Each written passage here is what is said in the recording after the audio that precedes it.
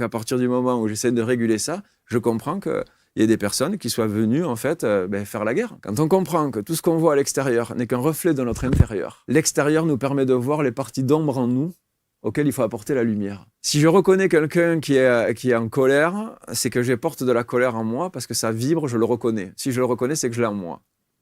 Et donc en fait, l'extérieur me permet d'ajuster mon intérieur.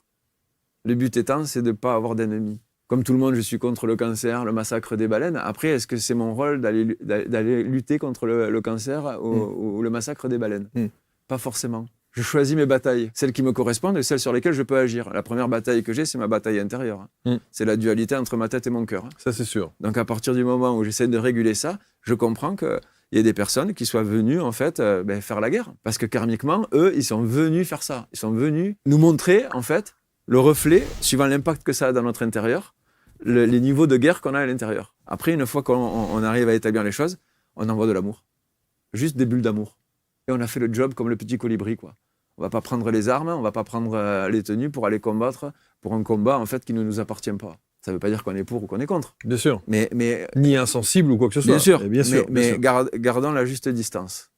Les choses qui me correspondent pas, je ne suis pas contre. Elles sont nécessaires. S'il n'y a pas le blanc et le noir, on n'existe pas. Hein. Et c'est pareil, il y a l'équilibre. Sauf que si on regarde le journal télévisé qui va nous présenter 25 minutes de mauvaises nouvelles et 5 minutes de bonnes à la fin, juste pour nous faire respirer, parce qu'on a vu un petit panda qui est né dans un zoo, alors qu'on nous a montré 25 minutes de guerre, effectivement, il y a 25 minutes de mauvaises nouvelles. Mais la réalité, c'est qu'il y a 25 minutes de bonnes. Il y a l'équilibre. Sauf que soit on ne veut pas le voir, soit on ne nous le montre pas. Et à partir de là, on est drivé.